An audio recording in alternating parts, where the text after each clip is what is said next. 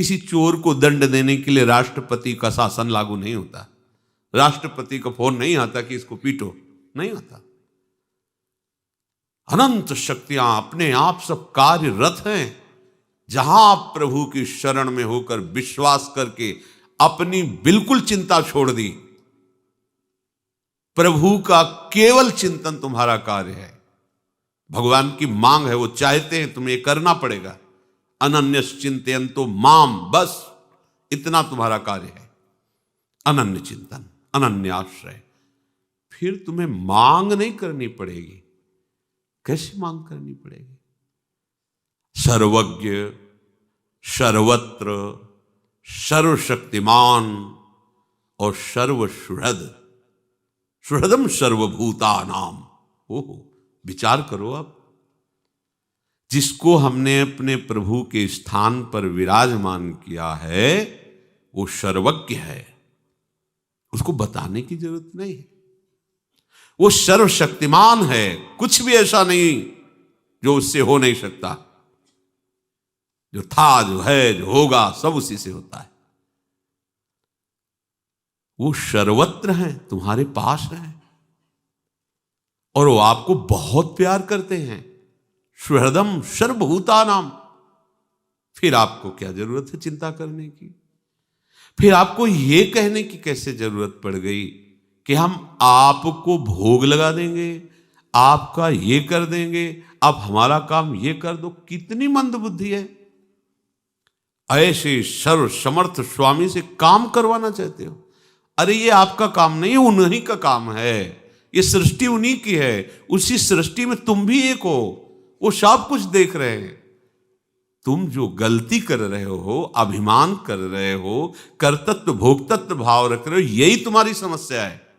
हम प्रभु की भी सेवा करते हैं तो सौदेबाजी के साथ, बिना सौदे की प्रभु की भी सेवा नहीं करते। कि देखो कैसी हमारी बुद्धि गिर चुकी है। बिहारी जी, आपके लिए फूल बंगला 5 लाख का बनवाएंगे, आप हमारा ये काम कर दीजिए। अब विचार करो, क्या तुम बोल रहे हो? तुम्हें समझ में नहीं आ रहा? ये रुपया ले लो, ये फूल बंगला बनवा दे रहे हैं, तुम्हें 56 भोग पवा देंगे, तुम ये मेरा काम कर दो। जैसे किसी आए व्यक्ति से कहा जाता है तुम्हें 5 लाख रुपए देंगे, तुम्हें एक बंगला भी दे देंगे, तुम्हारी व्यवस्था कर देंगे, उस दुश्मन को मार दो, या अमुक कार्य कर दो, या अमुक कार्य कर दो। कौन हो आप? भक्त हो आप? आप भगवान की सेवा कर रहे हो, आप भगवान की उपासना कर रहे हो कि उनको आदेश कर रहे हो? मालिक तुम बन गए अपने शरीर के, अपनी कामनाओं के। कहां हो तुम मालिक? शरीर पर तुम्हारा अधिकार है। जब जहां जो जैसा होना वैसा हो जाएगा, तुम रोक पाओगे? अरे प्रभु को प्रभु की जगह रखो, प्रभु को नौकर बनाने की कोशिश मत करो। प्रायः हम भक्त कहलाते हैं, हम सेवक कहलाते हैं, और स्वामी के साथ बर्ताव कैसा करते हैं? तुम्हें हम पाठ सुना देंगे, तुम्हारे मंत्र का इतना जप करेंगे, पर इतना काम करना होगा आपको। क्या है तुम्हारी बुद्धि? बोले फिर हमारा काम कैसे चलेगा? हाँ, तुम्हारे मांगे बिना वो समझेंगे थोड़ी तुम्हारी बात। अरे अनंत माताओं में वात्सल्य समुद्र प्रभु का एक अंश विराजमान है। अनंत माताओं में वो अपने प्राणों की बाजी लगा करके अपने सेवित पुत्र की रक्षा करेगी। किस समय क्या उसको पवाना है, कैसे रखना है, ये बच्चे का विषय नहीं। बच्चा तो निश्चिंत रहता है, ये सारी चिंता मां को रहती है। अनंत माताओं का वात्सल्य प्रभु के वात्सल्य समुद्र का, अगाध वात्सल्य समुद्र का एक बिंदु है। ऐसे प्रभु को तुम्हें कहना पड़ेगा कि हमारी ये व्यवस्था कर दो। क्या समझे हो तुम प्रभु को? क्या समझे?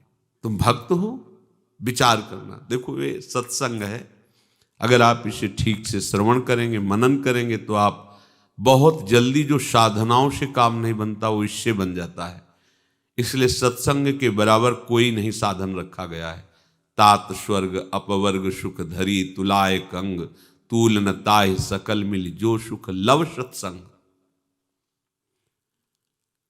हम प्रभु के हैं, इसकी पहचान यही है कि प्रभु की जगह केवल प्रभु होने चाहिए।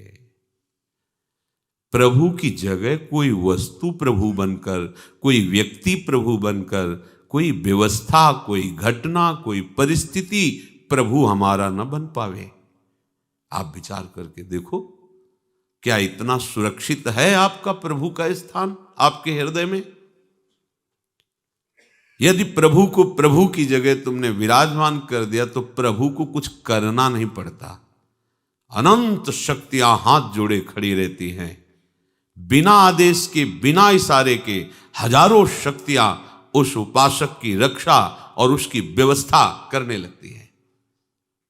विश्वास कीजिए, ये सब प्रभु को आदेश नहीं करना पड़ता, अपने आप सब व्यवस्था होती रहती है।